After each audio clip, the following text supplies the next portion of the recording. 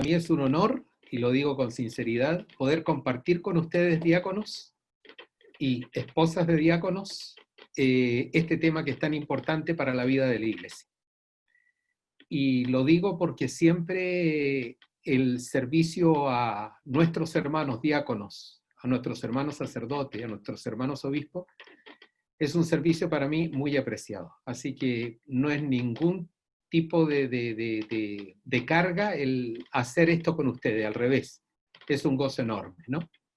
En el miércoles del diácono del San Lorenzo estamos hablando, ¿no? Sí, bien digo, claro, eso. Bien, sí, sí. En el miércoles del diácono San Lorenzo celebramos San Jerónimo. Y el Papa hoy día nos regaló una carta apostólica que se llama Scripturae Sacrae Affectus, ¿no? Y en esta carta apostólica el Papa tiene varias expresiones muy interesantes, de la cual rescato dos de esas expresiones. Poniéndose a la escucha, Jerónimo se encontró a sí mismo en la Sagrada Escritura, como también encontró el rostro de Dios y de los hombres. Poniéndose a la escucha de Jesucristo, Jerónimo se encontró a sí mismo. La Escritura es un camino exodal, de éxodo, hacia el misterio de Jesucristo. Y porque es camino de éxodo hacia el misterio de Jesucristo, es camino de éxodo hacia sí mismo. En el misterio de Cristo conocemos nuestro propio misterio. Entonces, la Escritura no es ocuparse de otro o de otros, es ocuparse de sí mismo, para poder forjar el hombre nuevo, la mujer nueva, y servir a los demás.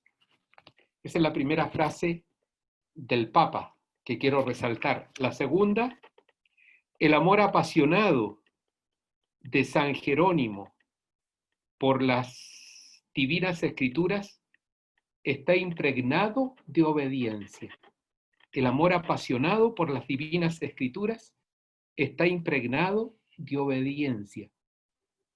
Si empleamos términos griegos, tendríamos que decir: la escucha de la Sagrada Escritura se convierte en obediencia.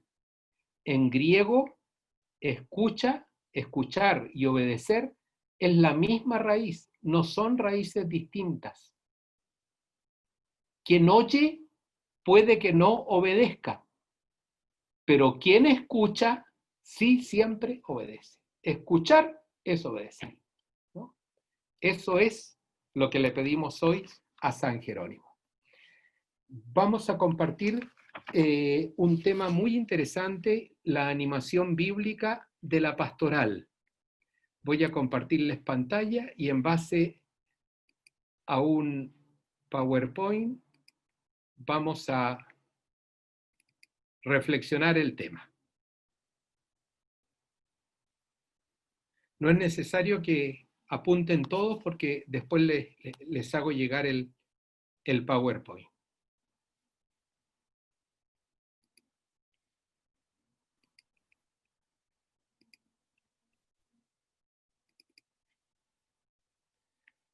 Ahí creo que se está viendo, ¿no? Me parece. Perfecto, sí, muy bien. Listo. Los puntos que vamos a tratar son varios, les puede parecer que son muchos, pero voy a tratar de ser bien sintético, ¿no? Primero vamos a ver al ser humano como un ser relacional, luego las funciones de la palabra, luego qué es la Sagrada Escritura para nosotros, porque desde la definición de Sagrada Escritura tenemos que deducir la animación bíblica de la pastoral, desde lo que es la Sagrada Escritura, el quehacer, animación bíblica de la pastoral. Las lecturas apropiadas de la Sagrada Escritura, cómo se trata la pastoral bíblica en los diferentes documentos. La Sagrada Escritura en la pastoral de la Iglesia, y el punto 7, entonces, de todos estos presupuestos, que es la animación bíblica de la pastoral. ABP, Animación Bíblica de la Pastoral, y vamos a terminar con una reflexión sobre el diácono y el servicio de la palabra. Los 6 primeros puntos voy a ser bien conciso y rápido para quedarme con los puntos 7 y 8. El propósito es descubrir desde la naturaleza y la función de la Sagrada Escritura qué es la animación bíblica de la pastoral para la vida de la Iglesia y para la vida diaconal. El ser humano es un ser relacional, en diálogo. Todos nosotros podemos relacionarnos con otros, no porque quiera o no quiera, es que está en nuestra naturaleza. Nuestra esencia es poder relacionarnos con otros.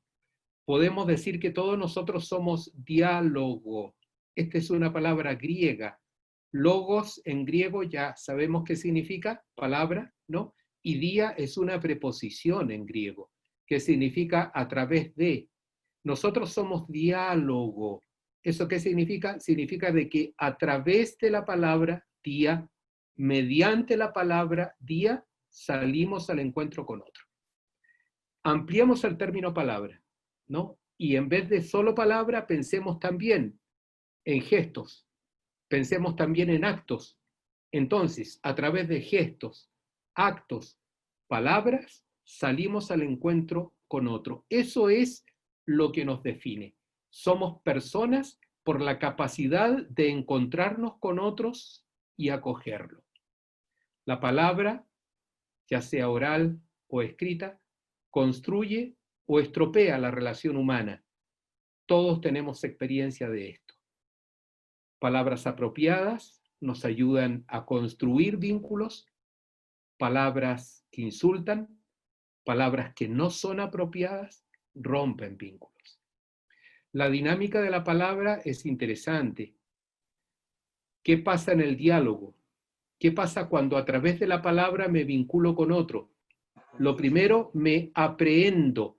Aprehender no es aprender, del verbo conocer. Es aprender con esa H intermedia, que significa tomar, asir, agarrar, ¿no? A través de la palabra aprendo mi interioridad, mis pensamientos, mis sentimientos. ¿Qué hago luego? La expreso. Fíjense cómo está escrito expreso. Presar es apresar, tomar. Y ec en latín significa sacar fuera. Al decirla, saco fuera con la palabra mi pensamiento, mi sentimiento. Y esto es una propuesta para que el otro me responda, se ponga delante mío. La dinámica de la palabra desde nuestra interioridad sale al encuentro de la interioridad del otro, ¿no? Por favor, esto apliquémoslo a Dios, porque la Sagrada Escritura es palabra de Dios. Si es palabra de Dios, desde la interioridad de Dios, Él sale a mi encuentro buscando mi interioridad. Dios se aprende, se toma, se coge, ¿no? Y esto se llama, y esta realidad se llama Jesucristo. Y la pone delante nuestro. En Cristo se revela el misterio de Dios. Dios se expresa, se expone por Jesucristo. Y Cristo, el decir de Dios, la comunicación de Dios, ¿no? Es para mí una invitación a responder. Entonces, no hay palabras sin respuesta. Pero en la dinámica humana, no hay palabras sin ser humano, que salga de sí e invite al otro a la vinculación, a la comunión, ¿no? Las mentiras construyen caretas, nos desinforman. ¿Qué hago con la mentira? Oculto pensamiento, sentimiento. Y hablo, pero mi hablar es simplemente una hipocresía. Es una careta, porque en realidad no busco informar, no busco expresarme, busco ocultarme. Por eso la mentira construye caretas, ¿no? Los textos son, textos en latín significa tejido, ¿no? Tectus en latín significa tejido. los textos son palabras o mediación de comunicación. Creo que esto lo tenemos que dejar clarísimo porque eso es la Biblia. La Biblia no es esencialmente un libro, la Biblia es esencialmente un medio de comunicación. Dios, por la Sagrada Escritura, sale a mi encuentro. Y el pueblo de Dios, a través de la Sagrada Escritura, sale al encuentro de Dios. Ambas interioridades se encuentran. Esto lo hace posible la segunda persona de la Santísima Trinidad, porque es Dios y porque es hijo del hombre. Es hijo de Dios e hijo del hombre. Entonces pone como puente, ¿no? O se pone como puente para que nosotros en él conozcamos a Dios y Dios en él salga al encuentro nuestro. Esta realidad es la propia de la Sagrada Escritura. Si estoy muy complicado, por favor, escriban ahí en el chat las preguntas necesarias y al final las podemos resolver, las que tengamos tiempo. Las funciones del lenguaje son 3. Esta es una teoría, hay varias teorías sobre las funciones del lenguaje. La que más me convence es esta y por eso se las presento. Las funciones del lenguaje son 3. El lenguaje informa, es la función objetiva, es la función propia del periodista, o se supone que debería ser la función propia del periodista, ¿no? Informar lo que está ocurriendo. La segunda función del lenguaje es expresar, es la función subjetiva, es lo interno, es la función propia del poeta, por ejemplo, ¿no? Toma lo interno, sentimientos, pensamientos, todo lo que hay dentro de mí, y el lenguaje lo saca afuera. Y hay una función importante del lenguaje, que es convocar, y es la función social. Cuando hablamos de la Sagrada Escritura, generalmente nos quedamos en la primera función y tomamos la Sagrada Escritura como una fuente de información. Pero es que Dios también se está expresando. Dios en la Sagrada Escritura está expresando sus sentimientos, sus pensamientos, sus deseos más íntimos, sus emociones. Dios se está expresando. Es que Dios en la Sagrada Escritura también me está convocando. Es decir, busca suscitar en mí conductas apropiadas, suscitar en mí hechos, acciones. Me convoca, ¿no? Función social. Estas 3 dimensiones están presentes en la Sagrada Escritura porque Dios habla en lenguaje humano, Dei verbum, y el lenguaje humano informa, expresa y convoca. Así también la palabra de Dios. Esto lo vemos muy rápido. La Sagrada Escritura, 2 cosas, naturaleza y efecto, 2 textos, 1 Tesalonicenses, ¿no? Se trata siempre, en el centro de la Escritura está Jesucristo. Si la Sagrada Escritura es palabra de Dios, porque en el centro de la Sagrada Escritura está Jesucristo, la única y plena palabra de Dios, ¿no? Entonces, lo que hace lo que hace la Sagrada Escritura es contarnos a Jesucristo como historia de la salvación, ya sea como preparación, eso es el Antiguo Testamento, ya sea como realidad, eso es el Nuevo Testamento. 2 textos, 1 Tesalonicenses 2:13, la naturaleza de la Sagrada Escritura es ser palabra de Dios, el efecto, actuar en los creyentes. El segundo texto, 2 Timoteo 3:14-17, la Sagrada Escritura está inspirada por Dios, seomneusto, ¿no? Inspirada por Dios, seoneusto, es el término griego, ¿no? ¿Para qué? ¿Por qué está inspirada por Dios? El efecto. Porque contiene una sabiduría, porque nos revela una sabiduría que nos lleva a la salvación. Nos revela a Jesucristo. Y esta sabiduría enseña, persuade, corrige, educa, para poder realizar toda obra buena. Pero la Sagrada Escritura no es un sacramento. La Sagrada Escritura no es un sacramento. El sacramento actúa teniendo fe o no. El niño pequeño, recién nacido, a la semana de nacido, que es bautizado, queda hecho miembro de la Iglesia, hijo de Dios, por la fe de la Iglesia, por la fe de los padrinos, ¿no? El sacramento actúa por la fuerza del mismo sacramento, por la gracia que contiene el sacramento. La Sagrada Escritura no es sacramento. Por eso la Sagrada Escritura necesita fe en Cristo Jesús. Un ateo que lea la Sagrada Escritura no va a pasar nada. Es un libro cualquiera, uno más para él. La Sagrada Escritura necesita fe. Vamos a trabajar con este concepto o con esta descripción de Sagrada Escritura. La Sagrada Escritura es palabra de Dios, ¿no? Pero no es la única palabra de Dios, porque la tradición de la Iglesia también es palabra de Dios. Por eso la especificación, la Sagrada Escritura es palabra de Dios en obras literarias. Y aquí hacemos la diferencia entre Sagrada Escritura y tradición. Estas obras literarias no son cualquiera, son unas obras particulares, inspiradas por el Espíritu Santo. La palabra de Dios en obras literarias inspiradas por el Espíritu Santo. Estas obras inspiradas por el Espíritu Santo han sido confiadas a la Iglesia para nuestra salvación. Y en esas obras literarias encontramos dos grandes secciones. Una sección es promesa, Antiguo Testamento. La otra sección es realidad. Cuéntalo de Jesucristo, su presencia en medio nuestro, el Nuevo Testamento. Y aquí viene enseguida una especificación muy importante.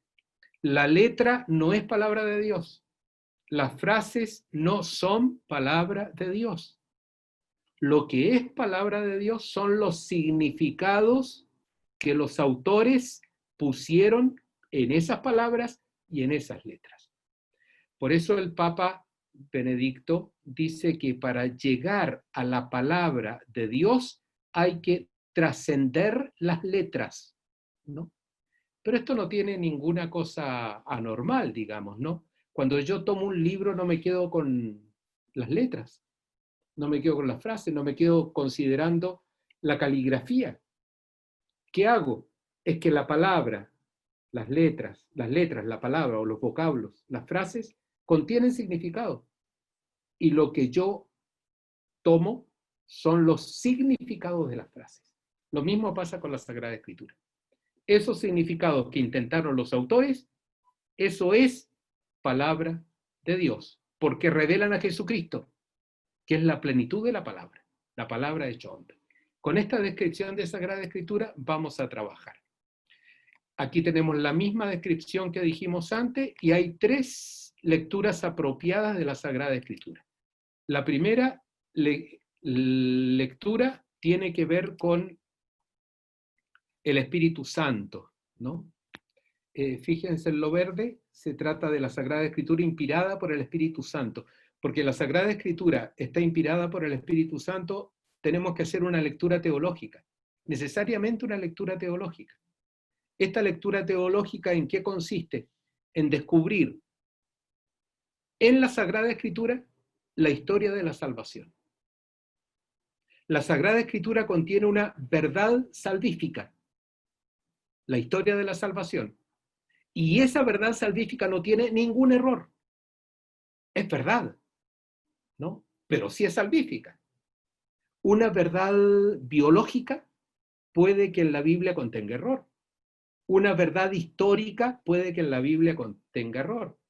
Una verdad cosmológica puede que en la Biblia contenga error. Y la cosmología que está detrás del relato del Génesis, de la creación del mundo, es una cosmología históricamente o científicamente inaceptable, ¿no? Pero entonces la Biblia miente. No. Lo que pasa es que la Biblia jamás miente cuando está refiriéndose a Jesucristo, porque se trata de la verdad salvífica, no de cualquier otra verdad. Y esto lo hace posible la lectura teológica. Esta lectura teológica tiene un horizonte, la vida en Cristo Jesús.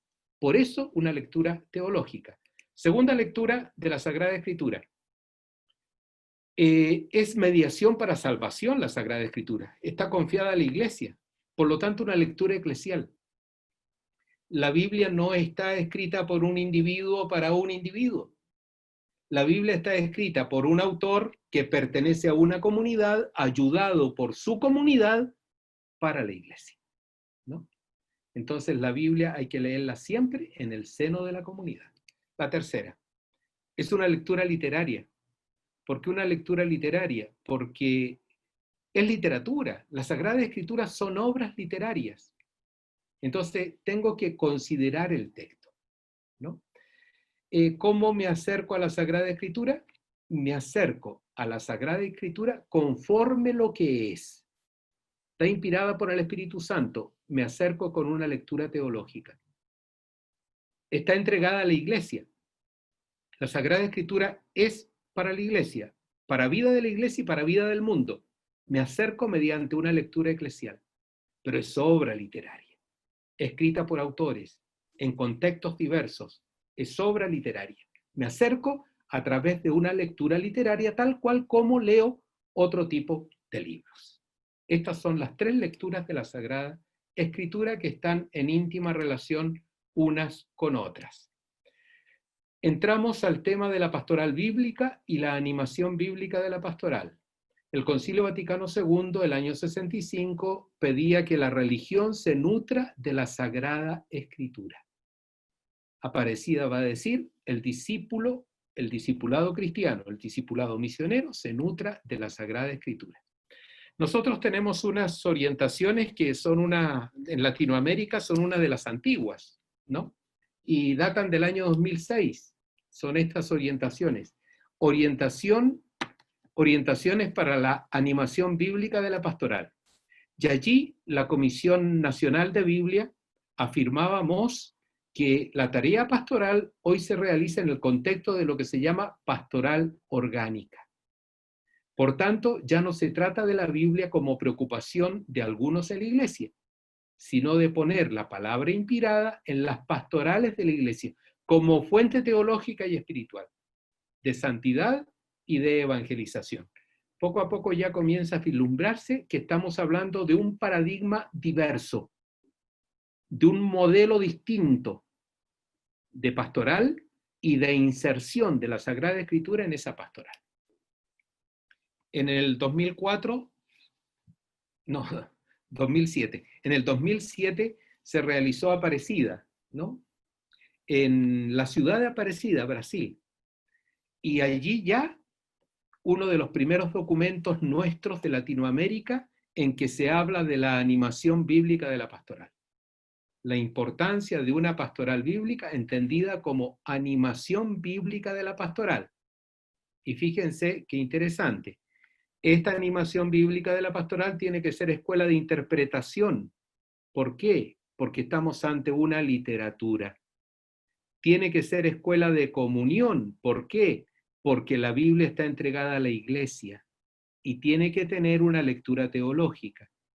Y tiene que ser una escuela de evangelización inculturada. ¿Por qué? Porque lo que está en la Biblia es el contenido de lo que tenemos que anunciar.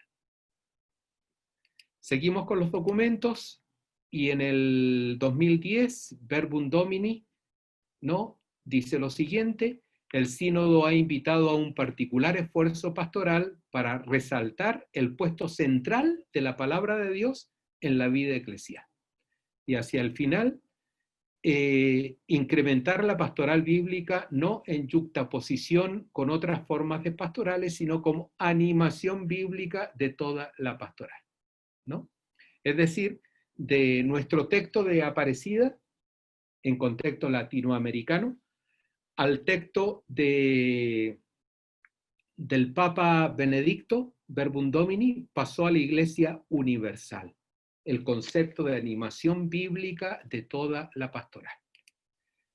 Luego nosotros renovamos nuestras orientaciones de animación bíblica de la pastoral, el año 2016, ¿no? Y allí insistíamos, por supuesto, en lo mismo. En el marco de la pastoral orgánica, la Sagrada Escritura no puede ser objeto de una pastoral específica, sino de todo el pueblo de Dios. Y finalmente, el dato que les di no fue el correcto. Hicimos para Latinoamérica unas orientaciones de la animación bíblica de la pastoral, y es esta que está acá, ¿no? Esto que les estoy mostrando. Se trata de unas orientaciones para América Latina y el Caribe sobre la animación bíblica de la pastoral. Mucho de este contenido se nutre de las orientaciones nuestras de Chile. Y aquí está lo que les decía recién, ¿no? Nosotros renovamos nuestras orientaciones anteriores el año 2017, ¿no? Por supuesto, insistiendo en lo mismo. La palabra de Dios contenida en la Escritura sea impulso para la misión evangelizadora de la Iglesia, ¿no? Y ya aquí cambiamos la terminología. Antes hablábamos de escuela, ahora hablamos de dimensiones, ¿no? Hay 3 dimensiones. Antes decíamos la escuela de interpretación. Ahora lo mismo, pero quizás teológicamente mucho mejor concebido. Dimensiones, el conocimiento de Dios, la comunión y la evangelización. Son las 3 dimensiones de la animación bíblica de la pastoral. Pasa lo siguiente, la animación bíblica de la pastoral tenemos que entenderla en íntima conexión con la evangelización de la iglesia, o si se quiere, con la pastoral de la iglesia. Tenemos 2 tipos de pastorales, tenemos muchos tipos de pastorales, pero me quedo con 2. Una pastoral de conjunto y una pastoral orgánica. En la pastoral de conjunto, lo que importa es la pastoral como una estructura. Entonces, ¿qué pasaba en la pastoral de conjunto? Creemos estructura para evangelizar y que surja una pastoral familiar, una pastoral juvenil, una pastoral bíblica, una pastoral sacramental, etc., ¿no? Entonces se trata de equipos de pastoral con sus directivos, con sus miembros, que se insertan en el trabajo pastoral de la iglesia llevando lo propio. Muchas veces no se conectaban, y si se conectaban eran solo exteriormente. Entonces, la pastoral de conjunto terminó convirtiéndose en un conjunto de pastorales. La pastoral orgánica es otra cosa. Aquí, en la pastoral de conjunto, ¿no? La imagen es la de un reloj, por ejemplo, donde perfectamente cada pieza tiene que funcionar para que funcionen las otras, ¿no? En la pastoral orgánica, la imagen es un cuerpo humano, en donde todo está íntimamente conectado y en donde lo positivo de uno afecta a todo el cuerpo y lo negativo de uno afecta a todo el cuerpo, porque se trata de un organismo. Entonces, antes hablábamos de pastoral bíblica, en la pastoral de conjunto. En la pastoral orgánica vamos a hablar de animación bíblica de la pastoral, ¿no? En la pastoral de conjunto, entonces, un conjunto de pastorales buscando servir los diversos ámbitos de la tarea evangelizadora. En la pastoral orgánica, una evangelización en diálogo con las realidades, que mediante su organismo pastoral busca servir, ¿no? Lo que une la pastoral orgánica es el mismo propósito. Se trata de una pastoral de evangelización, y eso es único, ¿no? Entonces, los miembros están sirviendo a la misma vida de la iglesia, que es la pastoral de evangelización. En la pastoral de conjunto, la Sagrada Escritura se entiende como transversal. Oye, que a nadie le falte la lectura de la Biblia al comenzar la reunión, ¿no? Y listo, y con eso estamos. La Biblia es transversal, ¿no? Que en algún minuto se tome la Biblia. Cada pastoral, si lo hace, se alimenta la Sagrada Escritura como estime conveniente, acentuando lo que le parece. Pero fíjense lo que ocurre con la pastoral orgánica. La Sagrada Escritura no puede ser transversal, porque la Sagrada Escritura es palabra de Dios, contiene a Jesucristo. No podemos decir, por ejemplo, que la Eucaristía es transversal. La Eucaristía no es transversal. La Eucaristía es fundamental. Si se quiere, otro término. La Eucaristía es fontal, es fuente. De ahí se nutre nuestra vida cristiana. Entonces, no es que una pastoral diga, oye, mira, la Eucaristía no nos interesa mucho, ¿eh? Porque nosotros estamos dedicados a la acción social. No nos importa mucho la Eucaristía. Oye, ¿en qué estamos? Estás constituyendo una ONG en servicio a los demás, pero no vengas a decir que esto es un organismo de la iglesia, ¿no? Lo mismo pasa con la Escritura. La Escritura es fontal. La Escritura es fundal. La Sagrada Escritura es fuente de evangelización. Entonces, todo este organismo pastoral, así como se nutre de la Eucaristía, tiene que nutrirse de la Sagrada Escritura, ¿no? La imagen es la savia. La Sagrada Escritura es la savia del árbol. Quítale la savia, no va a poder vivir. ¿Qué es entonces la BP? En el centro de la Escritura tenemos a Cristo Jesús, el Señor. El documento de Aparecida, hablo de este documento, ¿no? Y de esta reunión de los obispos latinoamericanos y caribeños en la ciudad de Aparecida, el año 2007, hay 5 encuentros de estos, ¿no? Son del CELAM, ¿no? Estos encuentros. Hay 5 encuentros: Puebla, Medellín, Santo Domingo, Aparecida, ¿no? En este documento de Aparecida se habla de los lugares de encuentro con Jesucristo. Y entre los lugares de encuentro con Jesucristo se encuentra la Sagrada Escritura, ¿no? La Sagrada Escritura como lugar de encuentro con Jesucristo. Entonces, en el documento de Aparecida, 246, los lugares de encuentro que se mencionan: la Sagrada Escritura, la liturgia, sobre todo la Eucaristía, los sacramentos, la oración. Cristo está en los pobres, en los desplazados. Ellos son lugares de encuentro con Cristo. La piedad popular, ¿no? Son los lugares de encuentro con Cristo. ¿De qué estamos hablando? Estamos hablando de una iglesia que tiene una vocación y misión y que quiere encontrarse con su Señor. ¿Cómo se encuentra con su Señor? Mediante los lugares de encuentro. Estos son los lugares de encuentro.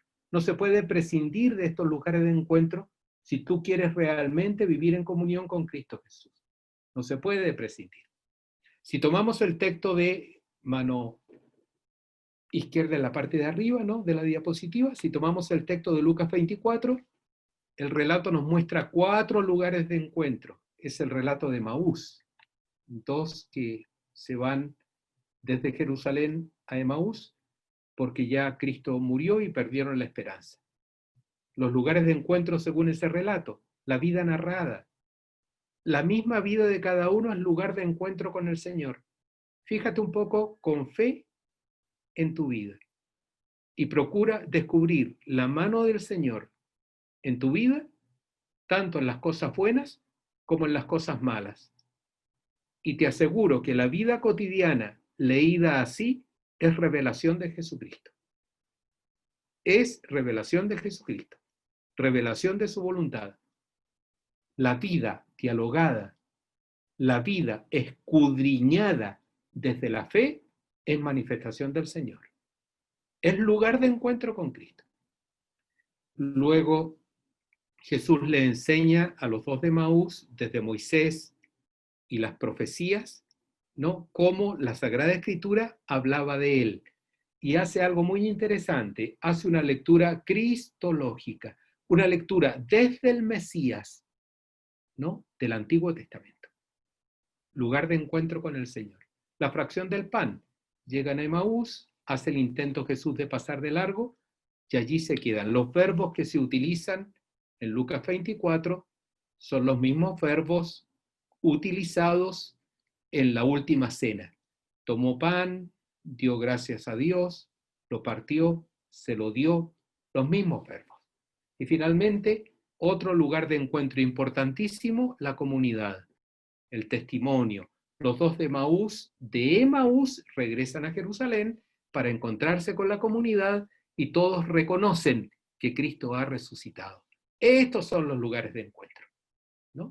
Entonces, fíjense que aquí, en estos lugares de encuentro, tenemos la Sagrada Escritura. No podemos prescindir de la Sagrada Escritura, como no podemos prescindir de la Eucaristía, de los sacramentos, de la oración, de los pobres e incluso de la piedad popular. No podemos prescindir, porque si no, se acaba nuestra amistad con Cristo. Se rompe nuestra comunión con Él. Se rompe nuestra pertenencia a la Iglesia. Y con eso, la vocación de la Iglesia y la misión de la Iglesia. Ahora, Aquí en el centro, en vez de Cristo Jesús, o mejor dicho, no en vez de Cristo Jesús, en vez de estos lugares de encuentro, vamos a poner la Sagrada Escritura. Fíjense en la siguiente diapositiva. Los lugares de encuentro, ¿no? Y uno de esos lugares de encuentro es la Sagrada Escritura con la definición que antes hemos dado, ¿no? Este lugar de encuentro tiene por centro la palabra de Dios hecha carne, tiene por centro a Jesucristo, ¿no? La iglesia, para realizar su pastoral, necesita este lugar de encuentro. Este lugar de encuentro, repito, no es prescindible, es vital. Sin este lugar de encuentro, la iglesia pierde su identidad y pierde su vida. Entonces, ¿qué tipo de lectura tenemos que hacer? Ya lo hemos dicho en parte, pero ¿esto qué implica? La Sagrada Escritura es una obra literaria, ¿no? Hay que interpretarla. La Sagrada Escritura hay que interpretarla. ¿Por qué? Porque hay que descubrir sus significados genuinos, sus significados auténticos. Hay que descubrir lo que los autores nos quisieron decir. Hay que interpretarla. Primera tarea en relación con la Sagrada Escritura. Segunda tarea, hablábamos de la lectura teológica, ¿no? ¿Por qué lectura teológica? Porque contiene la verdad salvífica. Verdad salvífica. La verdad salvífica es Jesucristo. Descubro a Jesucristo y me lleno de Él, que es vida, verdad y camino, ¿no? Es decir, la Sagrada Escritura, mediante una lectura teológica, me lleva a una relación personal con Dios, una relación personal con Cristo. La Sagrada Escritura por sí misma es fuente de relación. Fíjense que estamos en puntos centrales del ser persona, en puntos centrales de nuestra condición de ser persona. Nosotros necesitamos significados, por eso la interpretación. No hay persona íntegra que carezca de significados y significados trascendentes. Esos significados la hacen persona y la hacen vivir con dignidad. Hay que interpretar. La Sagrada Escritura contiene esos significados, pero hay que interpretarla. Nosotros somos personas por la capacidad de relacionarnos unos con otros y de relacionarnos con Dios. La Sagrada Escritura hace posible esta relación con Dios. Y como decía el Papa Francisco en la carta que hoy nos entregó, el encuentro con Jesucristo es el encuentro consigo mismo. La relación con Jesucristo es la relación consigo mismo. Cuando te relacionas con Cristo, y esa es una relación sincera, te haces cargo de ti mismo y tomas todos tus aspectos positivos y tus aspectos negativos y no te avergüenzas de tu pecado. ¿Por qué? Porque estás leyendo tu vida a la luz de Jesucristo y no te avergüenzas de tus limitaciones, de tus defectos. No te avergüenzas de lo que no puedes, porque estás leyendo tu vida a la luz de Jesucristo. Y cuando uno, agarrado de la mano del resucitado, ingresa a la propia vida, encuentra luz y vida. Si solo te agarras a la mano del crucificado y te metes en tu propia historia, ahí la cosa se pone muy fea, porque vas a descubrir solo sufrimiento, pasión, dolor. Te vas a descubrir deshecho, porque solo ingresaste de la mano del crucificado. Cuando ingresas de la mano del resucitado a tu propia existencia, te descubres también deshecho, pero estás tomado del resucitado, que precisamente Él nos hizo nueva creación. Entonces brota la esperanza, brota la fuerza para continuar, brota la relatividad respecto a determinados actos, a determinadas cosas. Ya fue así. Jesús te redimió. Hay que seguir adelante. esta fuerza que cambia la existencia la tiene la Sagrada Escritura cuando se lee con fe. Técnicamente esto se llama fuerza performativa, ¿no? Que da nueva forma a nuestra existencia. Y lo tercero es el testimonio. ¿Y por qué? Porque hemos dicho que tiene que haber una lectura eclesial. Si tiene que haber una lectura literaria, interpreta. Si tiene que haber una lectura teológica, relaciónate con Dios, con la Santísima Trinidad, con los personajes que van apareciendo en la Sagrada Escritura. Si tiene que haber una lectura eclesial, esto no es para ti, esto es para otros, ¿no? La fe cuando se guarda se pierde. La fe cuando se da se adquiere. Y de esto se trata, ¿no? De dar la fe a otros. Estas son las 3 lecturas indispensables para hacernos cargo de la identidad de la Sagrada Escritura. Si solo hago la lectura literaria, la estás leyendo como un libro cualquiera. Así como leíste, no sé, El Quijote de la Mancha, así lees también la Sagrada Escritura. Te olvidaste de lo otro. Si haces solo una lectura teológica, puede ser algo muy subjetivo, porque no estás interpretando, le estás poniendo tus significados a la Sagrada Escritura, ¿no? Y tú piensas que Dios te está diciendo eso, y en realidad para nada te está diciendo eso, porque no te preocupaste de interpretar. Cuando tú solo tomas las Escrituras para dar testimonio a los otros, puede ser una vida un poco hipócrita, ¿no? Para los otros das testimonio y no te has encontrado con Cristo, y Cristo para ti no te dice nada, y la Sagrada Escritura no te invita a ningún cambio, ¿no? De eso se trata. Completamos estas diapositivas con lo siguiente. Estamos hablando de 3 cosas. La Escritura es misterio del lenguaje.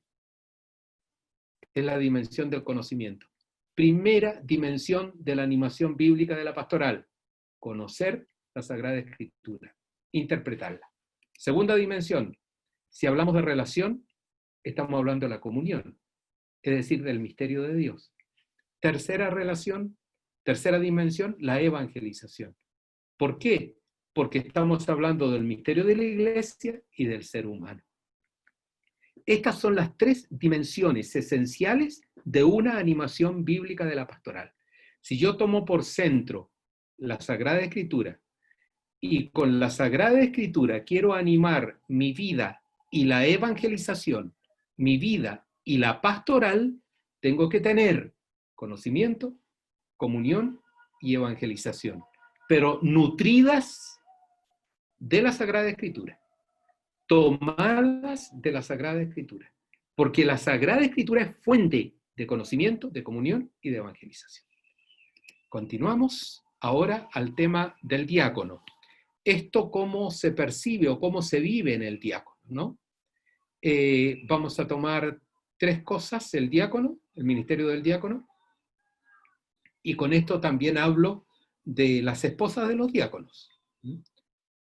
No solamente del diácono. El diaconado tiene algo muy, muy bonito, que es la doble sacramentalidad, ¿no?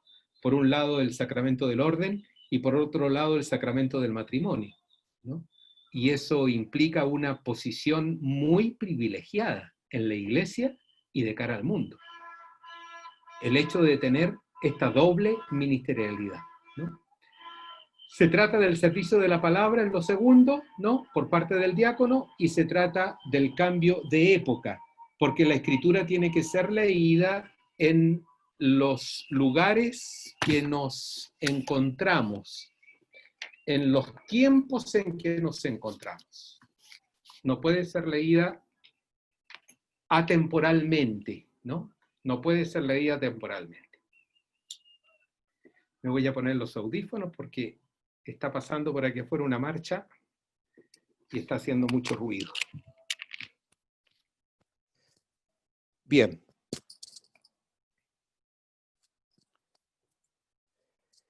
Encontramos en los documentos de la Iglesia algunos textos que son muy iluminadores al respecto, ¿no? Si la Sagrada Escritura es una obra literaria, tenemos que tener fidelidad a la Sagrada Escritura como obra literaria. Vamos a hablar de 3 fidelidades. La primera va a ser esta. Oye, es una obra literaria.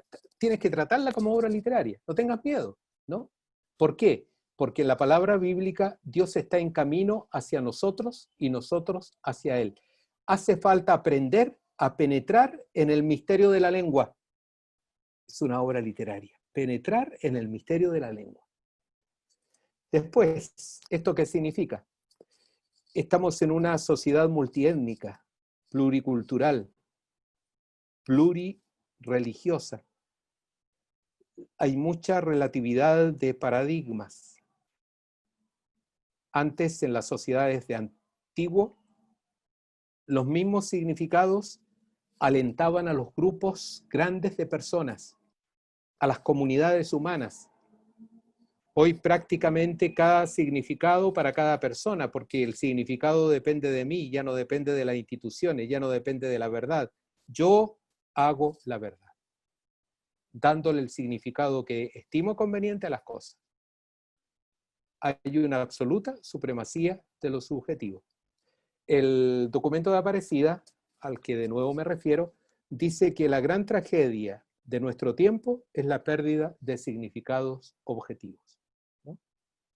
Hoy lo que da significado a la vida es la experiencia, la centralidad en la experiencia. Hay un gran consumo de información, bastante menos de sabiduría. Esto mismo porque los significados están fragmentados, hay una polarización muy grande. La intolerancia es increíble. Más en estos tiempos de pandemia en que llevamos tanto tiempo encerrados, ¿no? Y claro, cualquier cosita nos sulfura, nos pone violentos. Somos intolerantes.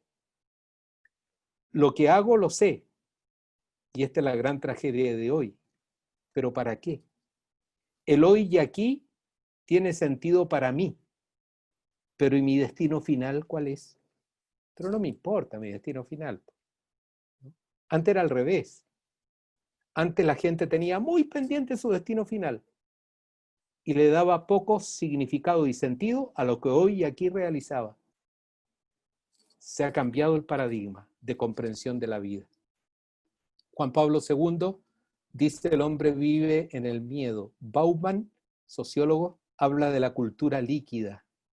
Lipovetsky habla de la era del vacío. Entonces, fíjense, ¿de qué se trata? ¿Cómo un diácono, un sacerdote, un obispo, un cristiano, una cristiana, discípulo del Señor, cómo en una cultura líquida, en una era del vacío, puede interpretar la palabra, puede ser fiel a la obra literaria, a la palabra como obra literaria? El diácono tiene que transformarse en un servidor de la verdad. Y esto significa comprender y exponer los significados de los textos bíblicos, ofreciendo a Jesucristo, que es la verdad salvífica, y ofreciendo su cosmovisión, dando razón de la esperanza, ¿no? Tiene que hacerlo con convicción de conocimiento, tiene que hacerlo con pasión en la voluntad. El diácono tiene que enseñar a leer, a escuchar y a practicar la palabra. En esta cultura líquida, en esta era del vacío. Por su doble sacramentalidad, el diácono puede conocer la Biblia desde la vida. Desde la vida. Cuando se trata de temas matrimoniales, cuando se trata de temas con hijos, ¿no? Acerca de los hijos. Cuando se trata de un trabajo en una fábrica, lo que no tenemos los curas, el diácono está sumamente preparado para eso. Y la Sagrada Escritura se entiende desde la vida. Las emociones humanas son las mismas emociones del siglo I que del siglo XXI. Una persona que llora y yo que lloro, yo sé lo que es llorar. Una persona que tiene familia y un diácono que tiene familia sabe cómo es la relación al interior de la familia. Y desde allí puede perfectamente aproximarse a los significados de la Biblia cuando están tratando estas cuestiones vitales. Por eso el diácono está en una posición privilegiada para, desde la vida, comprender la palabra, ¿no? En segundo lugar, esta es la dimensión del conocimiento. En segundo lugar, hay que ser fieles a Dios, porque Dios en la Sagrada Escritura sale a nuestro encuentro como amigos y nos invita a su comunicación, a su comunión. Nos invita a vivir en compañía de Él. La Sagrada Escritura es palabra de Dios, que se nos comunica a través de palabras humanas, pero es palabra de Dios.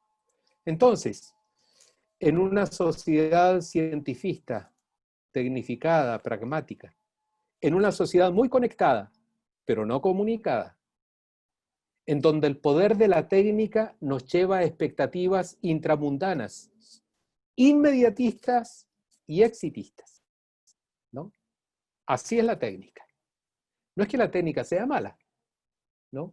Pero cuando sacralizamos la técnica, las expectativas nuestras ya perdemos trascendencia. Todo lo consigo con el poder tecnológico, ¿no? Se prescinde de Dios. Cada vez más se prescinde de Dios porque cada vez más podemos más. Cada vez más el poder reside en nosotros y no en Dios. La irrelevancia práctica de Dios es increíble hoy día, ¿no? Ni siquiera para muchos, ni siquiera importa que Dios exista o no, porque al final Dios para ellos no tiene ninguna incidencia. Hay un creciente individualismo en nuestras sociedades fragmentadas, cada uno se construye a sí mismo, ¿no? Precisamente también por el poder de la técnica. Hay una gran debilidad en relación con el bien común. Hay una tendencia a una ética mínima y práctica que solo permita la convivencia, porque como los significados ya no dependen de instituciones, como los significados ya no dependen de la verdad, como los significados ya no dependen de la naturaleza, sino de cada uno, ¿no? Entonces tenemos que ponernos mínimamente de acuerdo. Por eso en Europa, hace ya un tiempo largo, se habla de una ética mínima. Oye, que el rojo sea rojo, por favor, porque si tú lo consideras amarillo en las calles o lo consideras verde en las calles con los autos, va a quedar, ¿no? Se va a crear un conflicto enorme. Una ética mínima. No robes, porque si no, vamos a destruir todo lo que tenemos, ¿no? Estamos en una cultura individualista y Sennett habla de una corrosión del carácter. En esta condición posmoderna, ¿cómo el diácono puede ser fiel a Dios como autor de la Sagrada Escritura? El diácono es un servidor de la comunidad. Aquí se está jugando la lectura teológica, es decir, el tema de la relación, ¿no? La revelación que contiene la Sagrada Escritura ante doctrinas es de personas divinas en relación con pueblos y personas humanas. El lugar teológico de relación es Jesús hecho hombre, fuente del conocimiento de sí mismo. La Sagrada Escritura se ofrece como llamado del amor al amor y lugar de encuentro para vida de la comunidad. Alguien, no algo, por favor, alguien, no algo, se comunica por la Sagrada Escritura. La Sagrada Escritura no es un código de mandamientos, no es un código de conductas, es la revelación de una persona, de alguien. Por eso el tema de la relación. En la relación con Cristo descubro la importancia de la conducta, regida por mandamientos, por actitudes, pero en la relación con Cristo. Si me falta Cristo, me transformo en un perfecto hipócrita, porque cumplo perfectamente los mandamientos y no sé para qué. Cumplo perfectamente los mandamientos y no hay un fundamento. El fundamento es Jesucristo. La doble sacramentalidad del diácono le da una esencial experiencia de comunicación y comunión, porque su vida transcurre en el mundo, entre otros, y por el matrimonio está llamado a la relación personal que cautive, comparta, sostenga. Esa relación personal del diácono, tanto con su familia como con los otros, tiene que estar nutrida con la Sagrada Escritura, porque la Sagrada Escritura está inspirada por el Espíritu Santo para conocer el misterio de Dios, para entrar en comunión con el misterio de Dios. El misterio de Dios se llama Jesucristo, es la dimensión de comunión. Y fidelidad a la comunidad de salvación. Y hay un texto que lo pueden ver después con calma, Verbum Domini número 23. Estamos en una sociedad postmoderna, sociedad globalizada, secularista, bastante hedonista, todo se globaliza, la religión se globaliza, pero la caridad no se globaliza.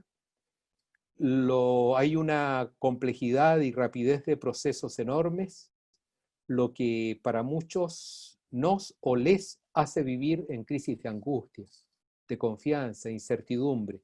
Lo que ayer era, hoy no lo es. Lo que ayer se afirmaba como absoluta realidad y verdad, hoy parece una mentira muy grande, ¿no? Y eso, claro, no te crea piso, es como vivir en el mar, es como una sociedad líquida, diferente a una sociedad sólida, ¿no? La sociedad líquida es como vivir en el mar, va cambiando conforme las olas. La salvación es individual, es ecléctica, porque la salvación no es Cristo, la salvación no está en la iglesia. Veamos qué tipo de religión satisface, qué caracteres de las religiones nos permiten vivir mejor, y eso es salvación, y es intramundana. El sentimiento religioso, dice el documento de Aparecida, se practica con sentido de mercado, ¿no? El tema del mercado se nos ha metido en las venas, pero ha pasado a la religión. Entonces, a la medida que Dios me sirve, me comunico con Él. Si hay un aspecto de Él que no me sirve o me incomoda, lo dejo de lado. No lo quiero, no lo busco. Religión de mercado. Independiente de comunidades religiosas y muchas veces sin impacto social ni político, ¿no? Estamos en una cultura ecléctica y Beck habla de una sociedad del riesgo. El diácono, entonces, me quedo solo con la doble sacramentalidad, ¿no? Gracias a la doble sacramentalidad se posibilita por parte del diácono y su familia un testimonio único. Recuerden que cuando hablamos de la comunidad de salvación, hablamos del testimonio, ¿no? El diácono como servidor de la vida, diácono como servidor de la vida. Entonces, alimentar con la Sagrada Escritura su vida cotidiana y su familia, como iglesia doméstica. Esta posibilidad es única gracias a la doble sacramentalidad.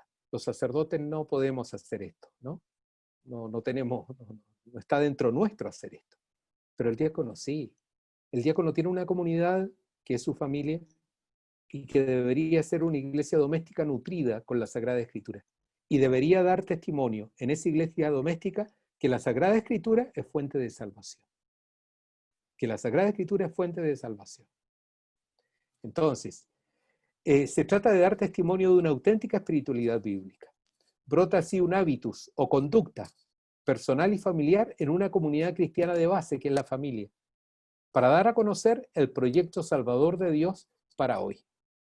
Dicho de otro modo, cuando un diácono pone la Sagrada Escritura, la palabra de Dios, en el centro de su vida, su familia, ¿no?, en la medida de lo posible, se convierte en una comunidad de salvación, que extiende esa salvación para todos los demás.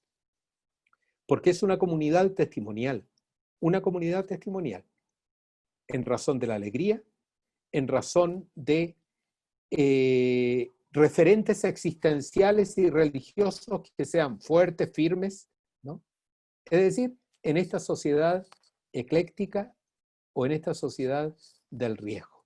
Se trata de la dimensión de la evangelización. Terminamos. Les invito a hacer un examen de conciencia.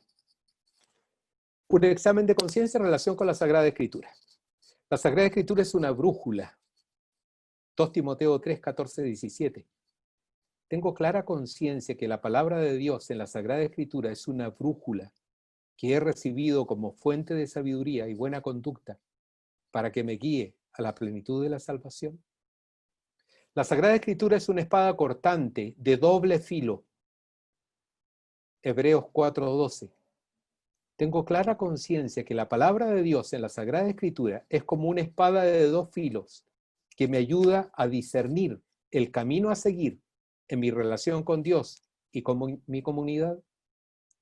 Y la Sagrada Escritura es una lámpara. 2 Pedro 1:19. Tengo clara conciencia que la palabra de Dios en la Sagrada Escritura es lámpara que me guía al lucero matutino. El lucero matutino es Jesucristo. tenemos que conseguir una familiaridad enorme con la Sagrada Escritura, porque ella es brújula, espada de dos filos y lámpara.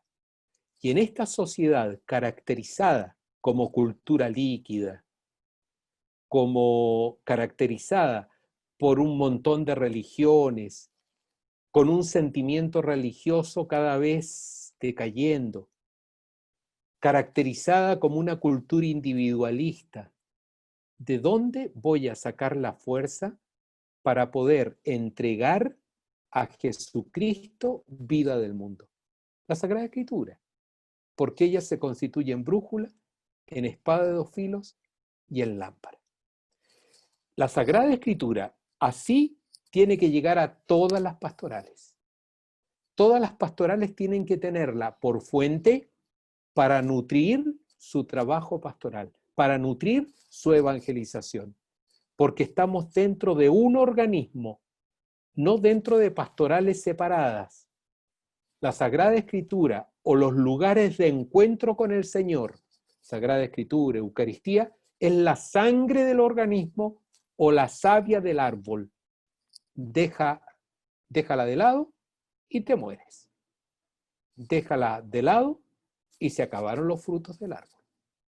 Esa es la Sagrada Escritura. O mejor dicho, esa es la palabra de Dios que la Sagrada Escritura contiene.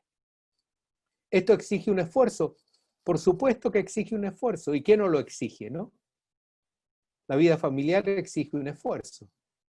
Entonces, la Sagrada Escritura también exige un esfuerzo para tener familiaridad con la palabra de Dios, porque ella te ilumina para iluminar, te ayuda a discernir para ayudar a caminar, te guía para guiar.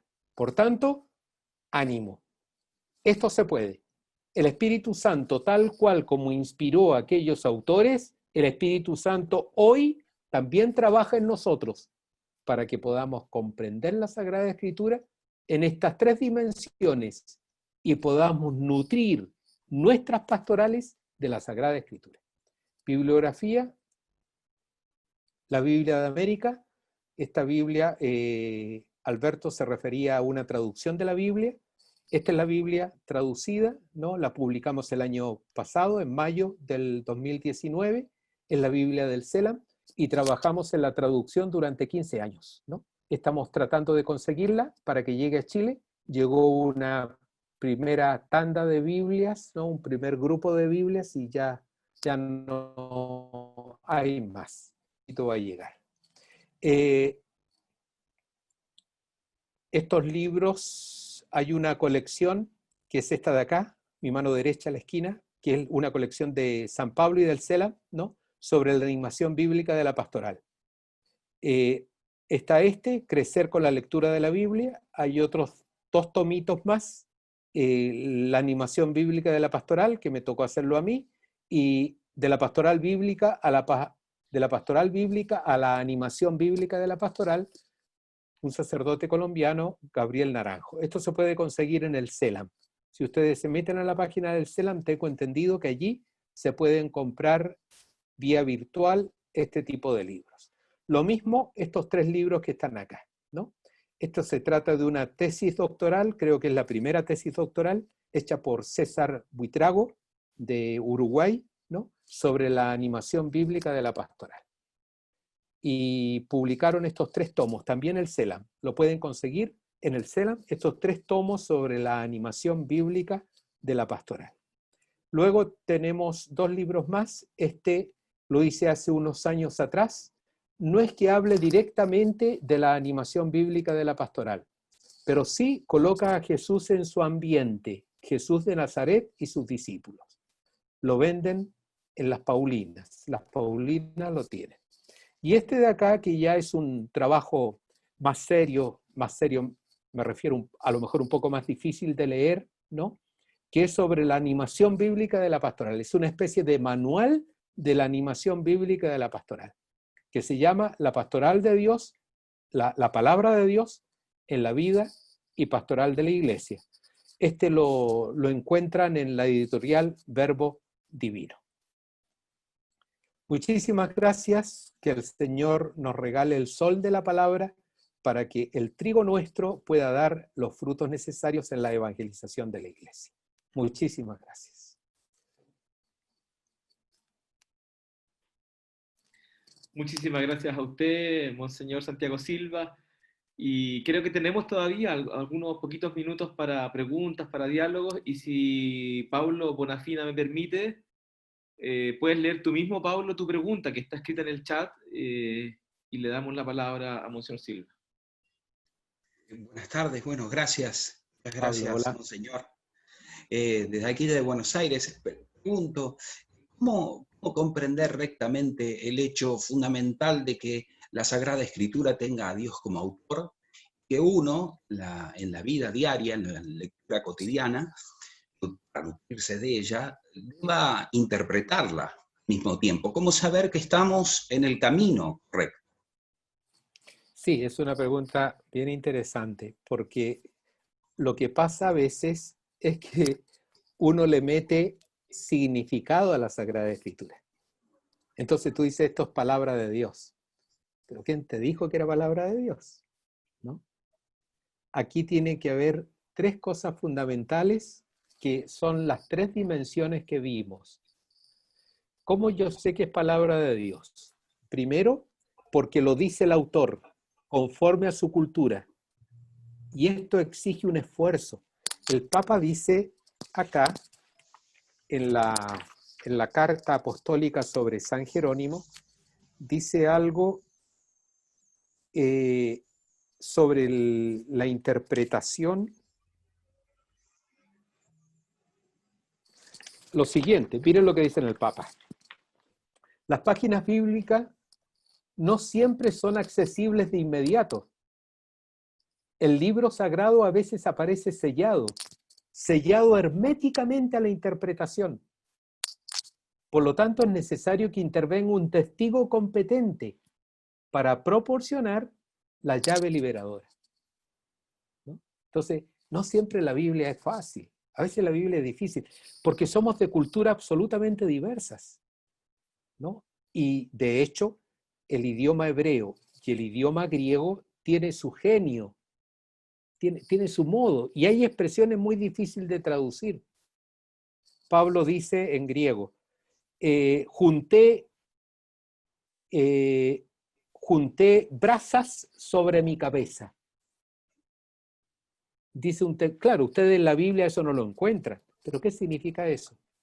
Me enojé profundamente.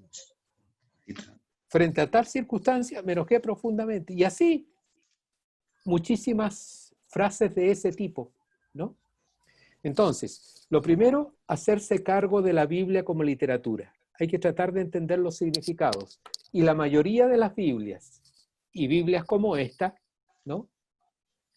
Por si acaso yo no tengo derecho de autor sobre esto, ¿eh? Los derechos de autor son del CELAP. Así que si le hago propaganda no es para ganar dinero. Biblias como esta tienen, ahí Pablo la tiene, Alberto también la tiene, ¿no? Biblias como esta tienen las notas que permiten interpretar los textos. No le tengan miedo, por favor, no le tengan miedo, ¿no? Eso es lo primero. Lo segundo, ¿cómo sé que es palabra de Dios? Porque lo enseña la iglesia. La Biblia está entregada a la iglesia. Entonces, si se me ocurre decir algo en contra de la iglesia, no diga que es palabra de Dios, pues. Oye, la Santísima Trinidad son 4. A mí se me ocurrió, pues lo descubrí en la Biblia. No, ¿de dónde sacaste eso? ¿No? Lo que enseña la iglesia en relación con la Biblia es palabra de Dios. Y lo tercero, ¿no? Es para la evangelización. Es decir, es una Biblia es una palabra que me tiene que llevar a cambiar la vida para bien. Una mala interpretación no te va a llevar a cambiar la vida para bien. Entonces, cuando yo noto que la palabra de Dios refuerza mi existencia, me anima, oye, eso es palabra de Dios.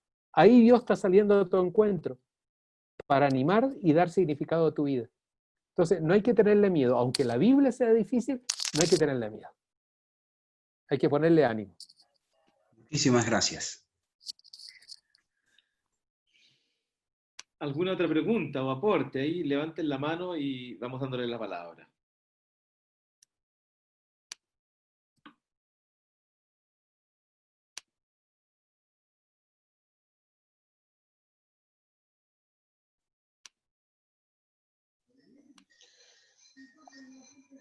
O estaba todo claro o estaba todo complicado.